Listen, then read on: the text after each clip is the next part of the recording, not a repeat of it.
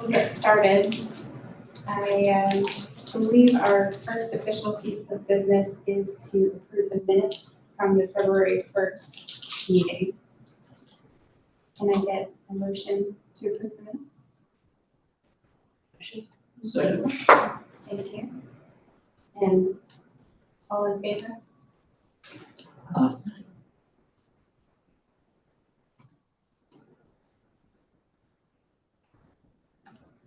right. So we just have a few items of new business.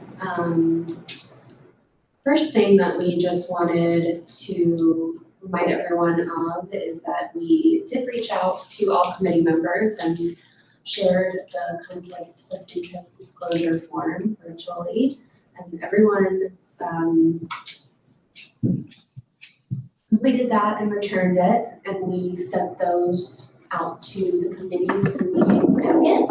So we had a chance to look that over, and basically the couple folks that did disclose conflicts of interest are recusing themselves from scoring and recommending those applications or projects for funding.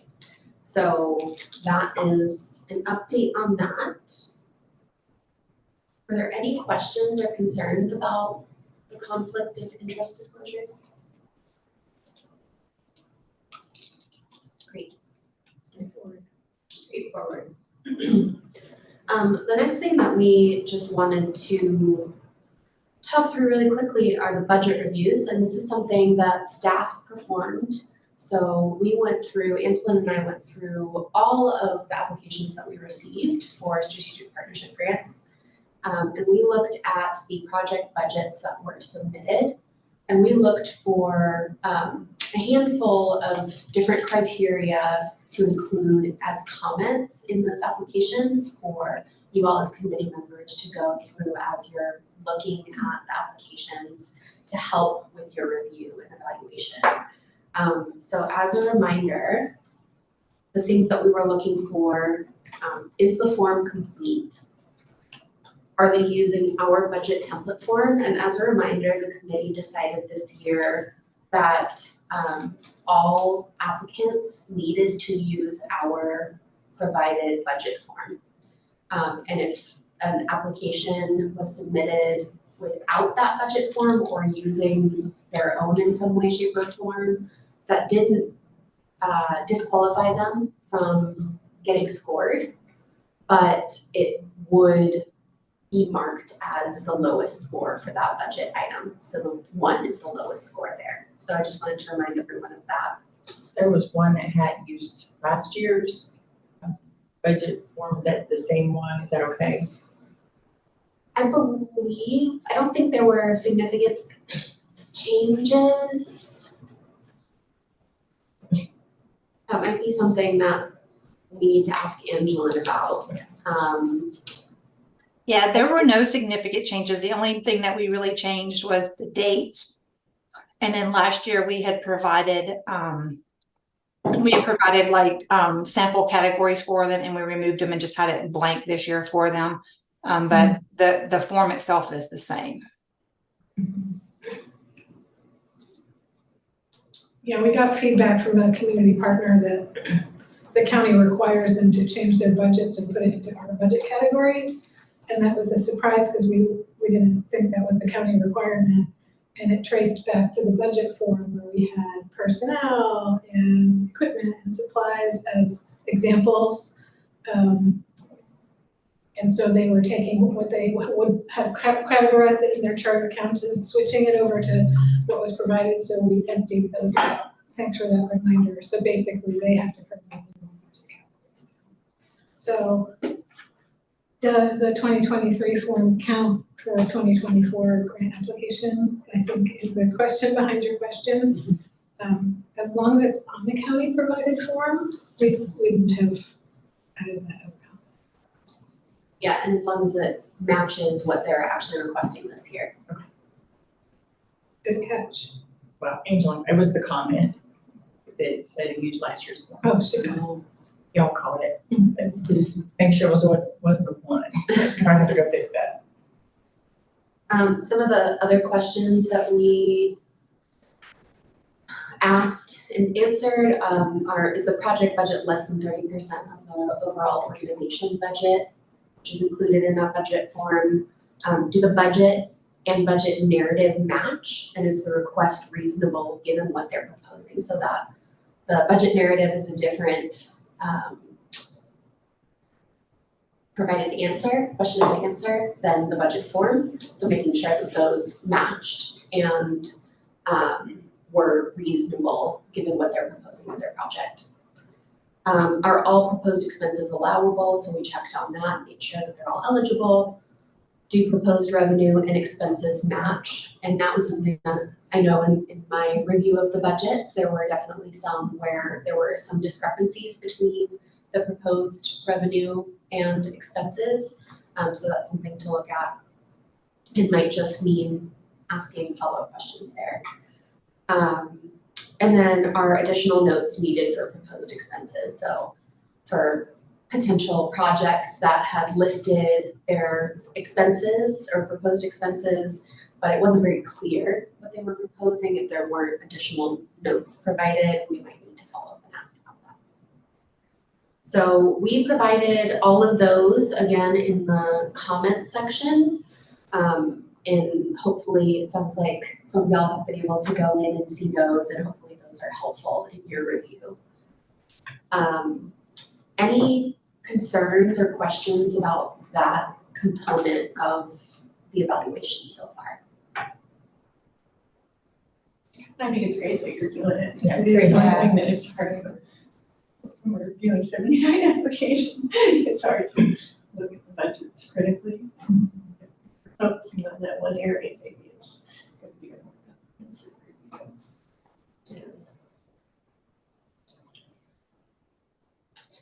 Any other questions or thoughts there?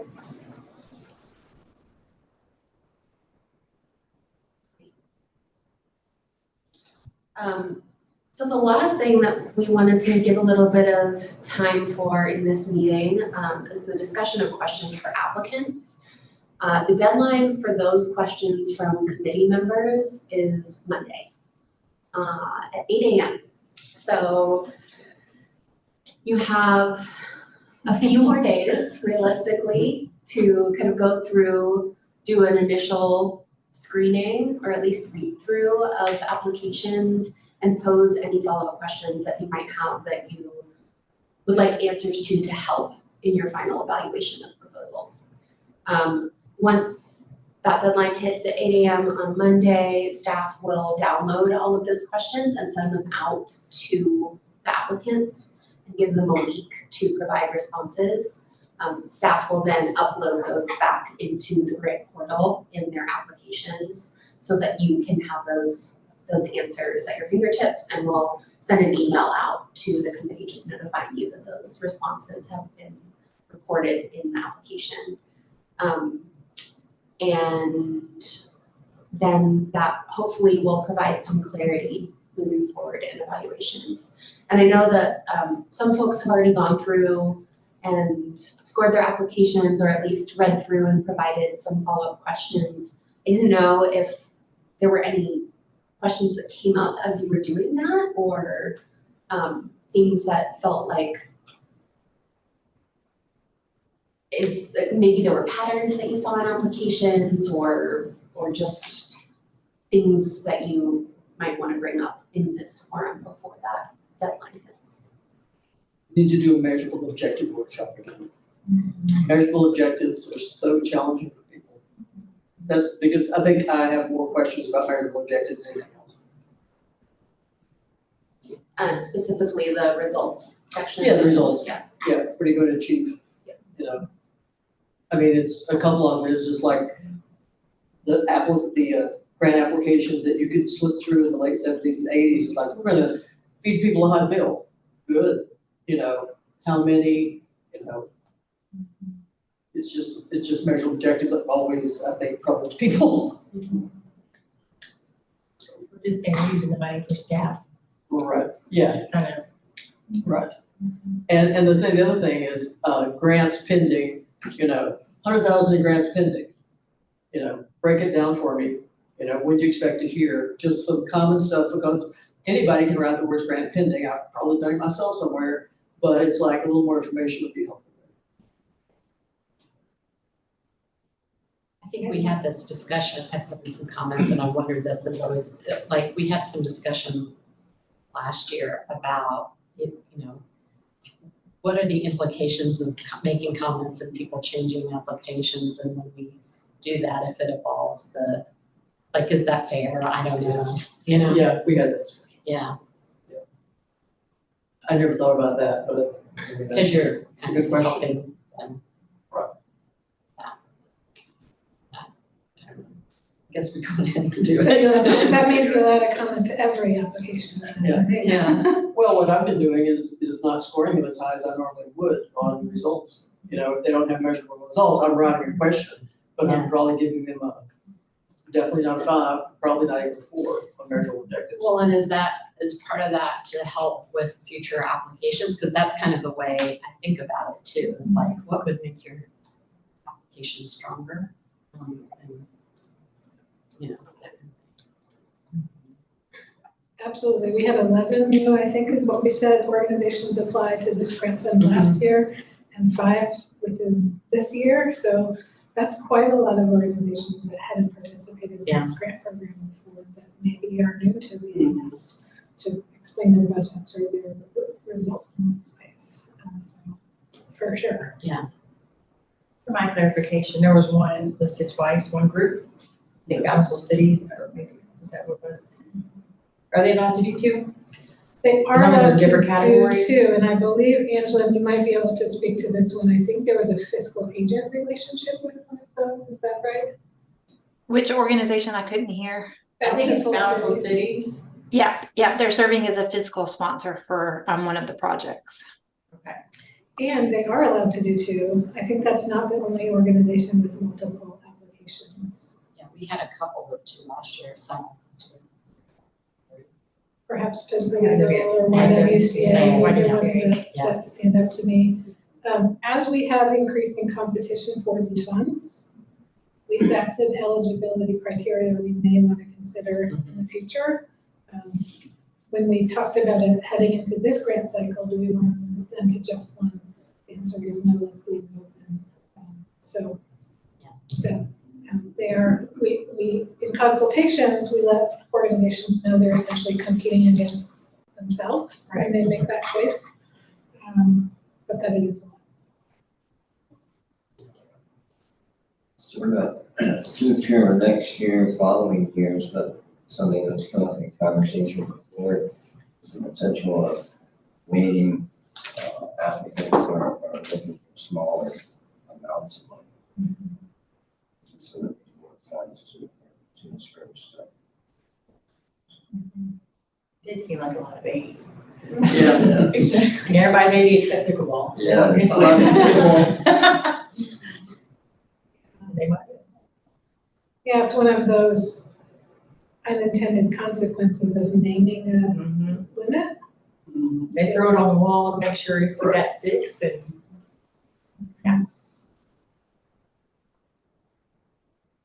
definitely this year. We thought that the hard cap was gonna help.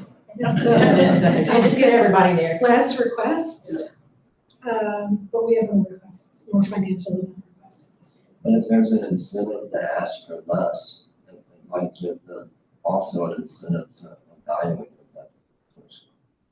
You know, because, shoot for the high number and accept whatever you offer. Oh no, let's shoot for the right number.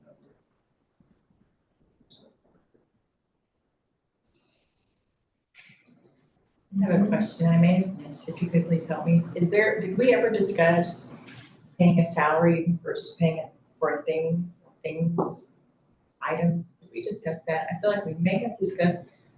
It's allowable, It is, if okay. that's the question. Yeah, it feels fuzzy, so I'm like, I better ask. Okay. There's very little that's not allowable in terms of eligible expenditures. There are things that counties can't fund, and we're also having our attorneys review the applications to see if there's any red flags there. So when Sarah and Angela were looking at allowable expenses. We, like an example, we wouldn't want them to charge indirect and then also charge administrative.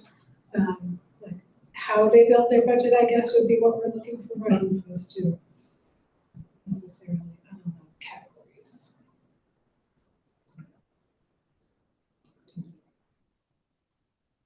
And what for items and some salary, like, well, it's a great for the salary position. But is there a big difference?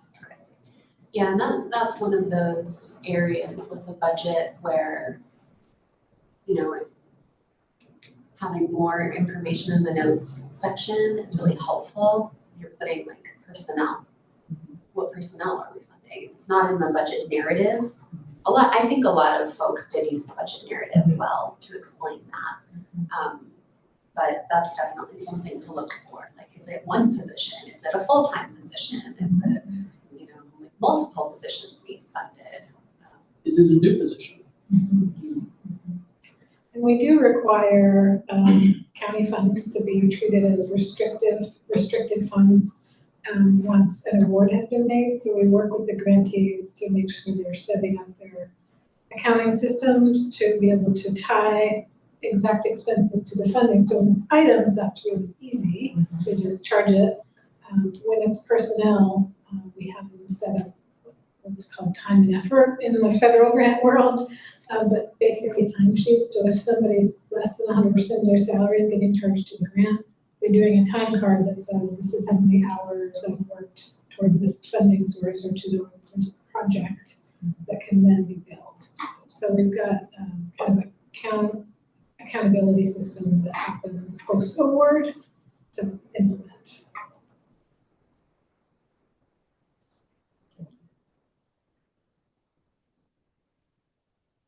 Any other questions as you've been going through the process? You know, there's some folks in this room who are multi-year veterans to the process. There are some who have done it 1 year, this is their second year, and some folks who are new to the process. So anything that's been coming up or questions that you've had? You know, I have a question, being a newbie. You know, so one organization is in the middle, so I did my grant nerdiness and I read most everybody's 3 years of 990s and looked at their website.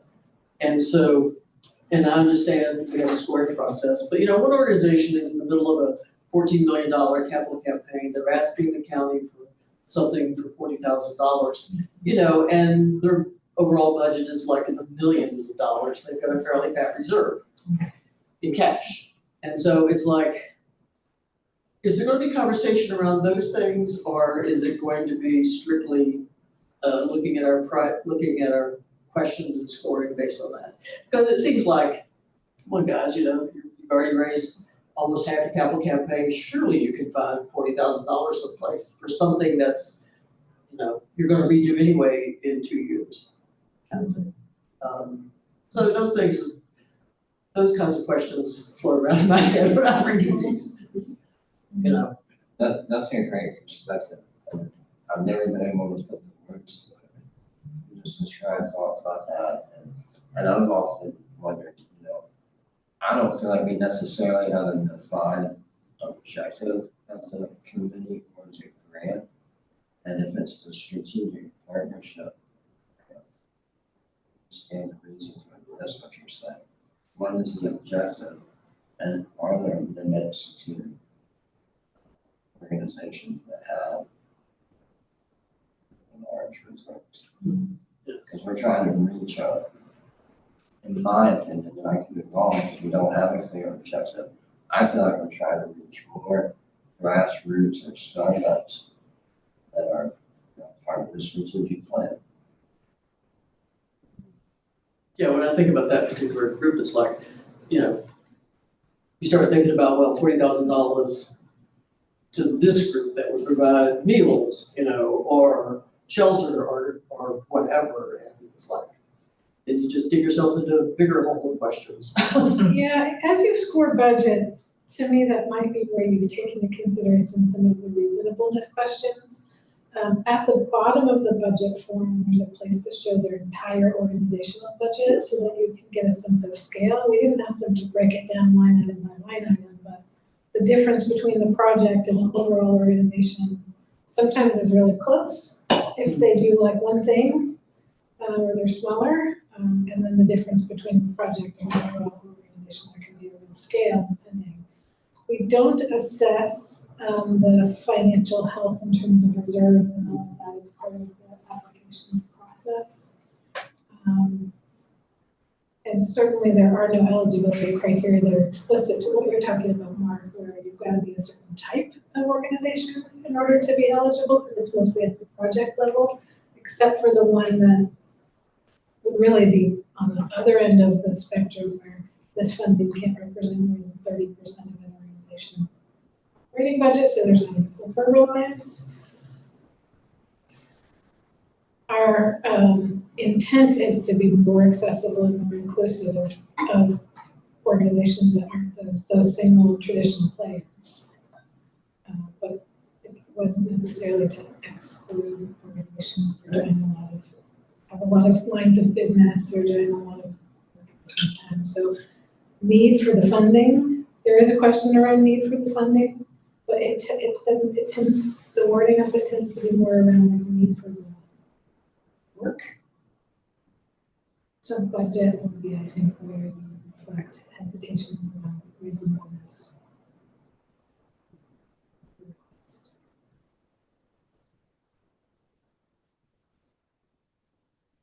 Yeah, it is an interesting discussion, based on the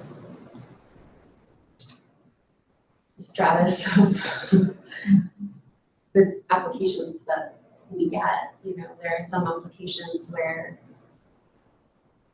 the request is, maybe for $30,000, but that might be more than 30% of their operating budget for the year because they're a small organization, but they really need that, versus these much larger organizations that clearly have the capital or the reserves. And that's a hard one, I think, for this group. We'll just fund the pickleball court.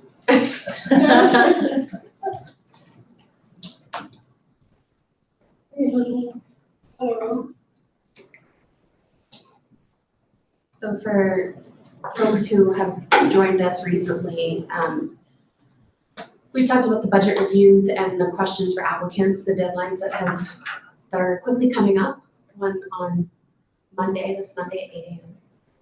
And basically wanted to use most of our time today for any questions or thoughts or concerns as you've been reading through applications and the project budgets and the budget reviews that Angela and I have provided, anything that might be useful to discuss as a group before some of these deadlines start coming up.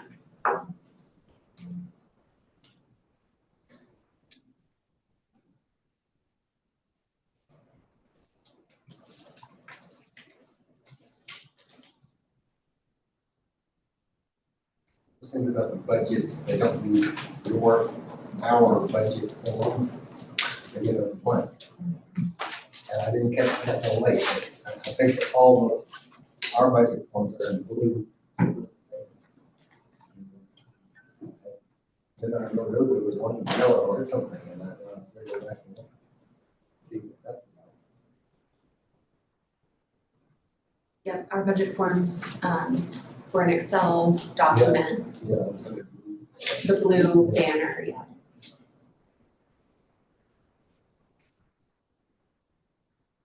I was just chatting Angela to see if she could quickly look this up. Were there any that didn't use our budget form? At least a few. So if it's uncomfortable to read that aloud in a public meeting, easier for us to that list out.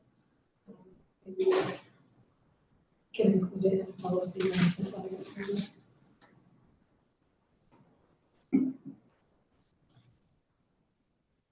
Yeah, we were wondering, does that make them ineligible for the grant? And that's where we landed on. Yeah. if they're gonna get a one, they're kind of not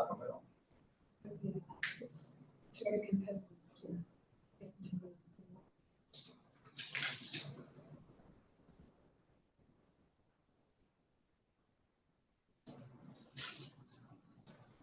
Any other thoughts or concerns?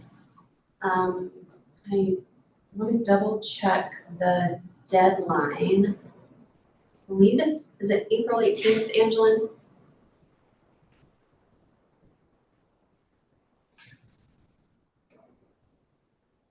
You mean the scoring deadline? Yeah. I believe it's the second. Let me look. Oh. Yeah, it's 5 o'clock on the 2nd. All right, April 2nd, so less than a month. And as always, as you're going through and scoring, if questions do arise, staff is available. Angela and I are happy to help with that. Kind of talk through things. And as I noted before, the questions for applicants, that first deadline is on Monday at 8 a.m. That's for any questions that the committee might have that you would like some follow-up information. We'll give a week for applicants to respond, and then Angela and I will upload those responses into the system and notify everyone that those are available.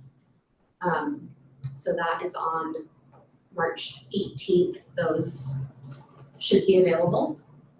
And then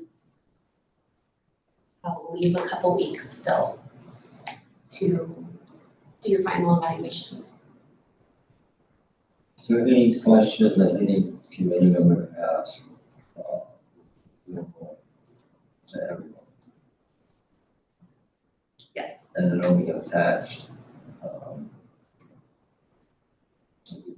And when you click on the organization, Yes, I it'll be believe somewhere. Angela, those are uploaded back into the question for applicants box, is that correct? No, so we generally attach them as a document. So in the same areas where, in the same area, like up where you click on the comments to see the budget review, there's a documents tab up there, and you would just click on that and the attachment would be there with all of their questions. And then I'll answer your question live, Rachel. And we can make it one giant PDF that'll have all of them for you and email them to the committee members as well. But it will be a large document because it'll have all of them in one document. That gives you two places to look at them if you want to scan through the answers in your email, or if you want to come into each application and look at the answers.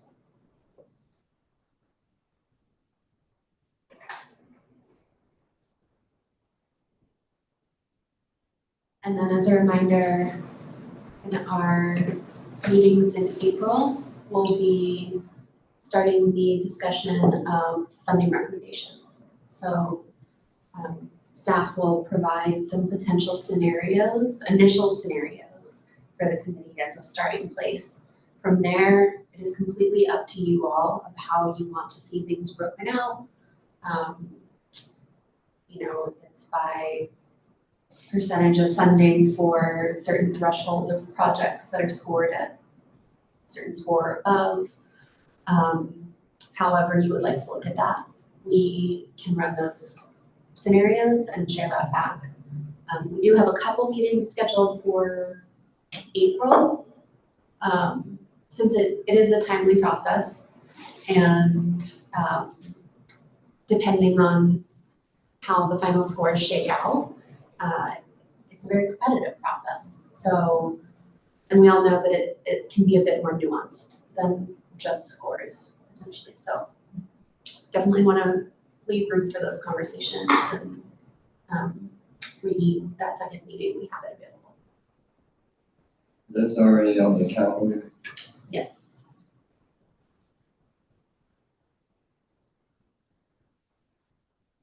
We will be asking the committee to create two funding scenarios. One scenario being if we have the same amount of money to work with again next year, which is 900,000. And an additional scenario, if we get the requested increase to 1 million. So that's going through the budget process currently and there's various levels of justifying the pending increase requests. And so that's moving through. It's still in the mix. So we're hopeful that it will come to fruition. And there's, in my opinion, a pretty good case to be made based on the growth of organizations participating and amount requested. And Sam, looking at the New York Times, here on the committee, the percent that we've been able to fund has declined each year. And I think the quality of the applications is really good. Has increased, right? Yeah. Yeah, and we're doing a lot of technical assistance and outreach and working really hard to get other organizations to participate and deliver good applications. So it makes our harder. 100,000 isn't enough to meet the need, but it's another step. But we won't know if we get it until the budget gets adopted, which is after this committee's done with its work. So 2 scenarios will help us be prepared for either.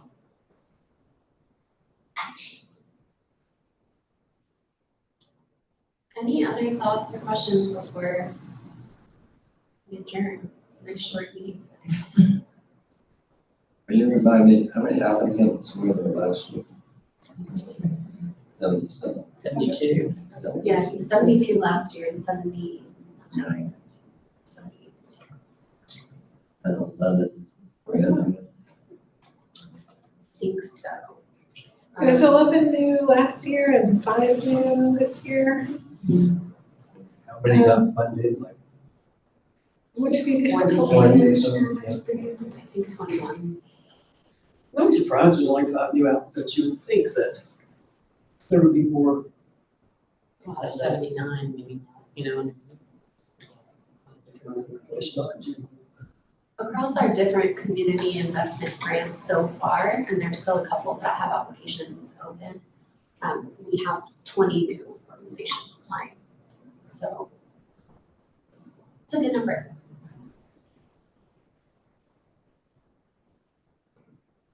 How do you all view, with the various, opportunities to apply for grants, the various grants you have? How do you all view the ones who apply for multiple ones?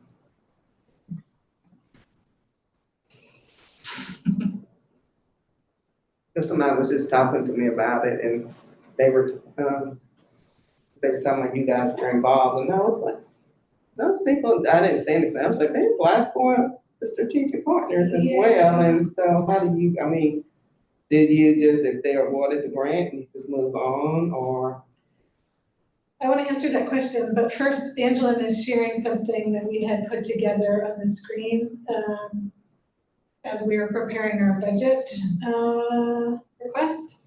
You can see over a 5-year period how many applications and how much has been requested and the amount that we've had available to grant. The amount available to grant has increased by 1% when it went to 900,000 even. But the ask amount has gone up by 91% over the same time frame. And the percent that we've been able to fund was 42% in the first couple of years on that screen, meaning of dollar for dollar, just amount requested, amount funded, has gone down to 28% in our most recent fiscal year. And depending on how much money we have to work with for FY25, the year we're working on right now, we'll be able to fund somewhere in the range of 22 to 25% of the asks. And that's a complicated question, Kim, about how we view applications across multiple grant programs. There's no single answer. The organization countywide decided to make the decision on a program by program level. Think with the rationale that if a group is able to deliver affordable housing and aging services and bring something into this grant program, it shouldn't necessarily matter who the provider is because we're funding good projects. we do look for any that are duplicate and Yeah, pull those, or that get applied to the quote unquote wrong application. But it's not, it's like being able to bring forward multiple projects, it's allowable.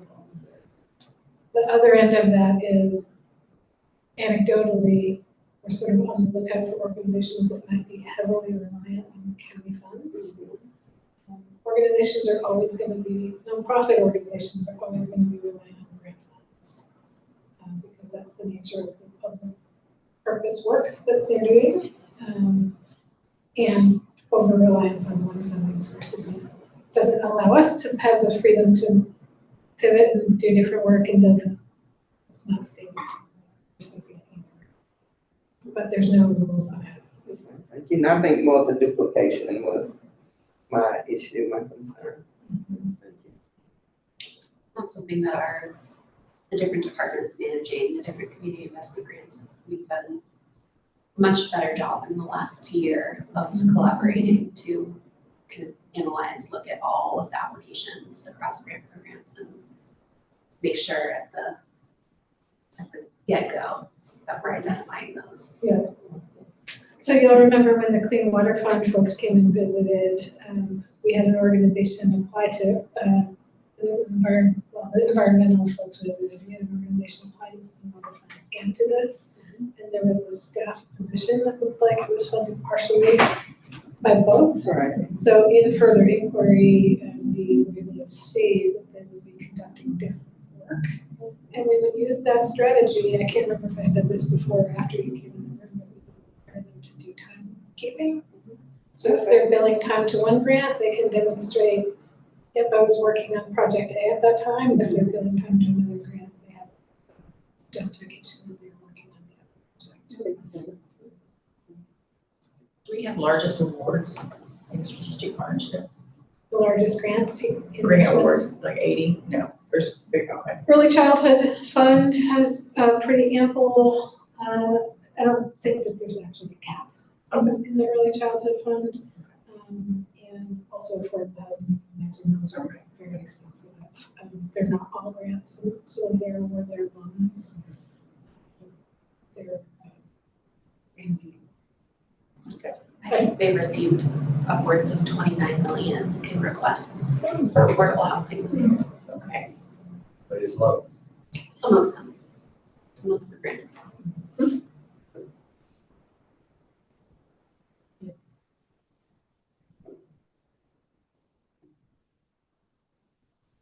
Any other questions? I feel like I missed a little bit of the conversation that came in late about measurable objectives. And that's always been a tough one for me too, knowing that a lot of times it's a qualitative account, necessarily quantitative. I'm just wondering, maybe it exists and I haven't seen it, but does the county publish anywhere any feedback from the organizations from previous years of their reporting of their measurable objectives? That's an interesting idea. Can you say more about what that would maybe look like? Well, just public disclosure of, in your application, you said you would measure objectives. This let be a quantitative or qualitative. And at the end of the year, they can provide that documentation and verify it, that it can be publicly posted. Yes. This grant supported this, and this was the outcome. And we could, I think there's opportunity there for this committee to think about how that reporting, we could maybe take it to the next level. What we do currently, and this might be a good time for Angela to bring the screen up again, is on the website for this committee, we publish the quarterly reports of each of the grantees. And it's organized with the first page of a report.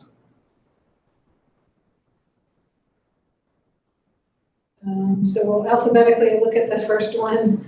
This is a PDF of a workbook that the grantees put together, and we are in, if there's any possibility for you to bump that size up, we are in the third quarter, but this is their second quarter report, because that's the most recently completed quarter. The beginning of it is narrative, what's been going on with your project. Once you get past the narrative section, there's a performance measures section. So we work with the grantees when an award is recommended or announced to list 3 to 5 measurable objectives that they'll be tracking. When and where possible, outcome versus just activity measures. We try to get this with the result or the impact or difference it made. And they set an annual goal for every measure. And in this case, their goal was 40 for each of the 4 measures. And so they track progress toward that annual goal over the course of their reports and have an opportunity to comment. There is financial reporting in this report as well when you get past the performance measures. So to what extent does this influence future grants is not always as easy and smooth to connect because they're halfway through their year. But we hope that there's a connection. And I think that was in the results. Is there something in the results question that speaks to that? Previous year performance?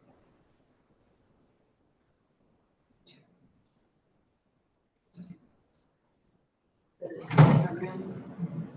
I don't know if there's.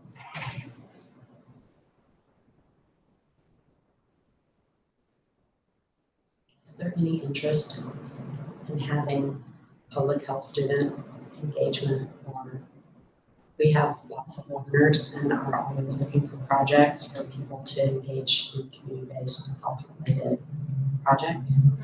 To help with evaluation and analysis? Oh yeah, that would be cool. Let's figure that out. I mean, because this is the kind of work I think it would be really valuable for some of our students to. Yeah. I love that suggestion. We do ask for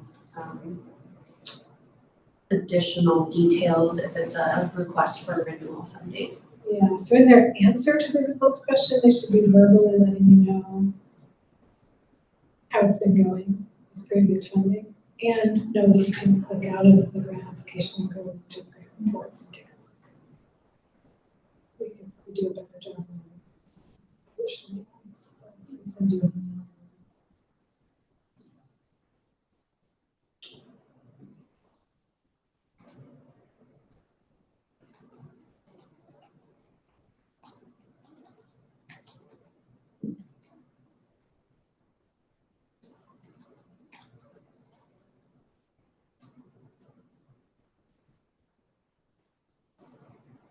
All right. Well, if there's nothing further discussion-wise, our next meeting is April 4th, so a couple days after the scoring deadline. We will have lots of things to discuss at that meeting. Again, if anyone has any questions for applicants over that deadline or anything else when it comes to reviewing or evaluating applications, please feel free to reach out to staff. We're happy to help. And we look forward to seeing you all next month. Thank you.